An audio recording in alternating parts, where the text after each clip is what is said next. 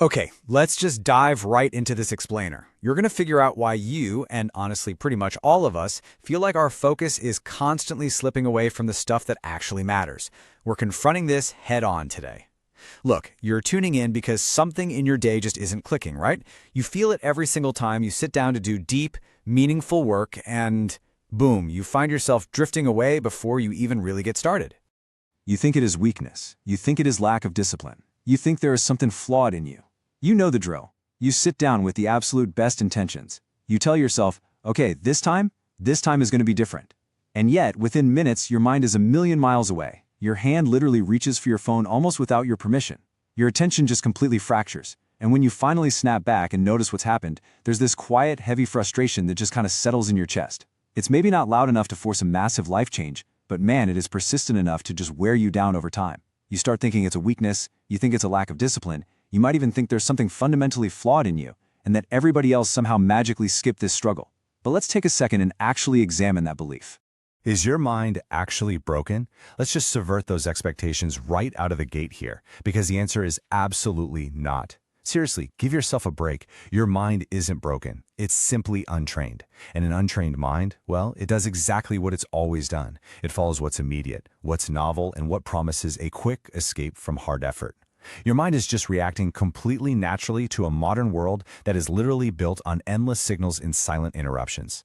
You're asking it to stay perfectly steady in an environment that's designed to pull it in 100 different directions, and then you blame it when it responds exactly as it was built to?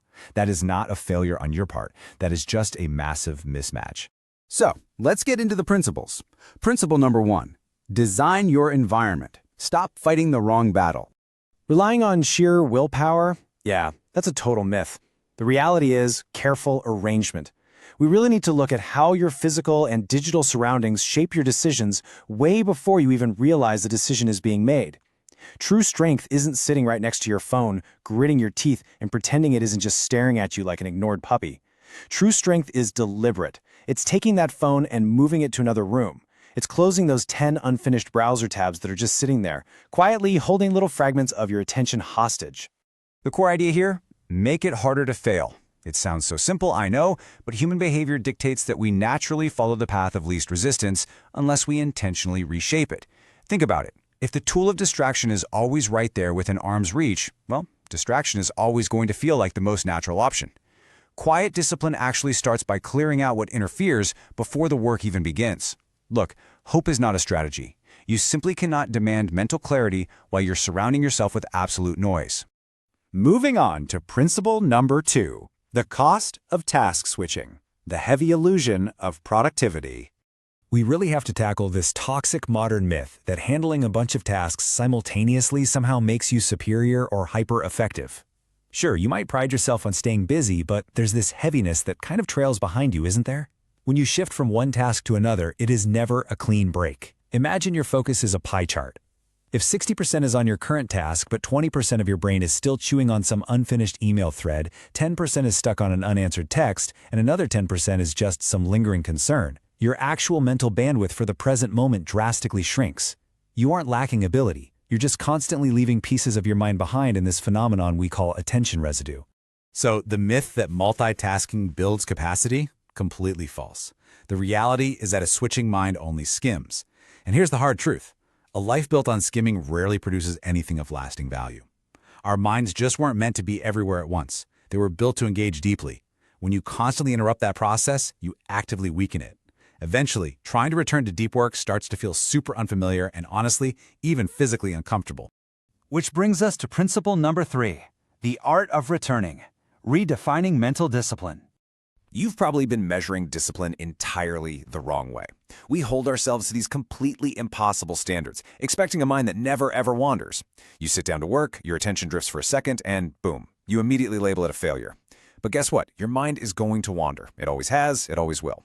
The real damage actually isn't the initial wandering. It's that quiet, internal argument of frustration that happens right after. It's that, why do I always do this internal monologue that drags the distraction out way longer than the original moment. But you can fix this with a highly forgiving, incredibly simple 3-step framework. Step 1, notice the drift. Step 2, drop the judgment entirely. Step 3, just return to the task. That ability to notice and return, that is the actual foundation of having control over your own mind. This completely shatters the myth of perfect, unwavering focus. You know, this idea that focus is something fragile that just shatters the second a stray thought enters your head. In reality, focus is simply the practice of returning. It's a highly resilient skill, and it's built on the quiet confidence of knowing exactly how to come back to center, over and over again, without making a huge deal out of it.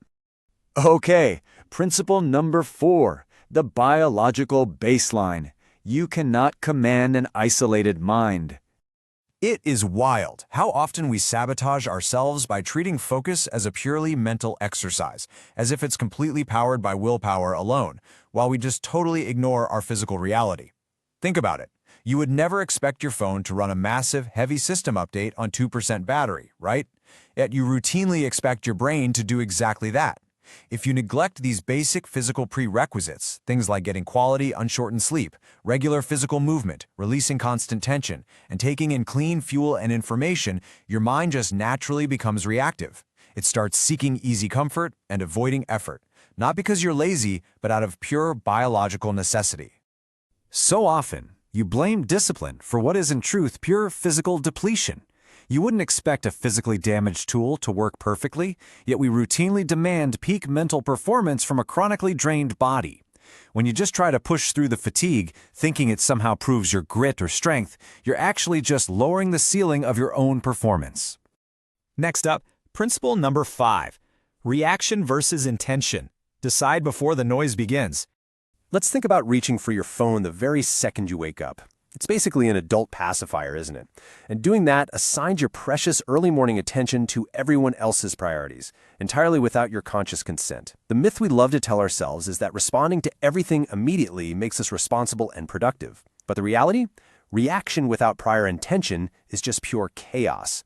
You really have to understand that your mind is at its absolute weakest in the middle of chaos. When multiple things are competing for your attention, you don't magically choose based on what is most important, you choose based on what's easiest, and what asks the least resistance from you in that exact second. So to protect your energy, you have to make the hardest decisions with extreme specificity before the day even unfolds. Define the when, where, and how in advance. Do this before that first message is opened and before the first urgent demand is even acknowledged. Because I promise you, when you're in the thick of it, importance alone isn't strong enough to compete with urgency. You've got to decide your direction before the noise even begins. Finally, principle number 6, reclaiming the stillness, the ultimate strength of doing nothing. We really have to face this habit that you, and let's be real, most of us, have likely been avoiding for years. The total inability to exist for even a short, transitional moment without automatically reaching for a screen or some kind of stimulation just to fill the empty space. We treat boredom like a disease that has to be cured or escaped, but the reality is that stillness is exactly what builds your capacity for depth. Constantly feeding your mind speed, novelty, and instant responses conditions it to expect that crazy pace as its baseline. And because of that exact conditioning, the slower, heavier, much more deliberate pace of meaningful work starts to feel agonizing. What you're interpreting as a lack of focus, half the time is just your brain going through withdrawal from constant input. The mind that can tolerate silence can also tolerate depth. I mean, what a powerful insight, right? If you can just sit through that subtle, kind of rising discomfort of an empty moment, whether you're just waiting in line at the grocery store or sitting at your desk, and you do it without checking your phone, a natural, quiet clarity will eventually emerge. The intensity of the distraction fades away like a receding wave, and much deeper thinking actually begins to take its place.